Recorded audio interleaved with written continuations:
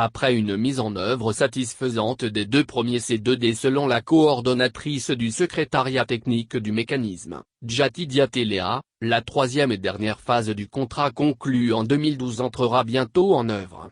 Cette tranche, à l'en croire, est dotée d'une enveloppe globale de 751 milliards de FCFA. Une mission d'instruction de ce troisième C2D s'est ouverte, hier, à la primature au plateau entre les parties ivoiriennes et françaises. Avec pour objectif d'échanger sur les modalités de signature de cette phase du contrat en définissant les axes stratégiques, déterminant les montants des enveloppes budgétaires des différents secteurs de concentration qui auront été retenus. Les séances de travail qui prendront fin vendredi permettront de diagnostiquer les grands sujets macroéconomiques et les besoins à satisfaire, ensuite déterminer les priorités sectorielles, les enveloppes budgétaires et l'échéancier de mise en œuvre et enfin faire converger les positions sur le schéma du deuxième C2D.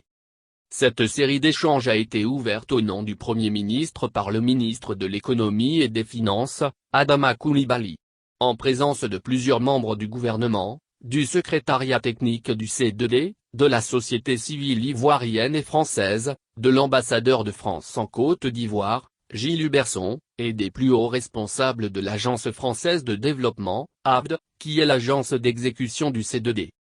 L'orientation du très prochain C2D, à en croire Adama Coulibaly, est de maintenir une dynamique de croissance économique forte en la rendant davantage durable et inclusive. Avec comme axe prioritaire la sécurité, l'éducation formation-emploi, les technologies propres, le transport notamment avec la ligne 1 du métro d'Abidjan et la résilience climatique. Des axes qui, selon le ministre de l'Économie et des Finances, sont liés aux défis socio-économiques du pays tels que diagnostiqués dans les études relatives à la stratégie Côte d'Ivoire 2030 et déclinés en action dans le plan national de développement 2021-2025 et le plan d'investissement public 2021-2023 en cours d'élaboration avancée. Plus concrètement, a-t-il expliqué, il s'agira de bâtir le capital humain de demain en renforçant les systèmes éducatifs et sanitaires, de mettre à niveau les accélérateurs de croissance, de revaloriser les moteurs d'exportation et d'investissement et enfin de redynamiser les moteurs d'emploi et d'inclusion sociale. Et dans cette perspective, la France occupe une place de choix en tant que partenaire privilégié.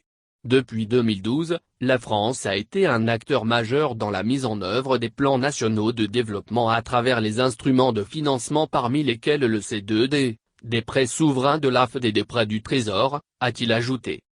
Au titre du C2D, ce sont exactement 1151,25 milliards de FCFA sur les 1900 milliards de FCFA de dette qui ont été mobilisés sur les deux premières tranches pour la mise en œuvre de programmes socio-économiques et financiers dans divers domaines.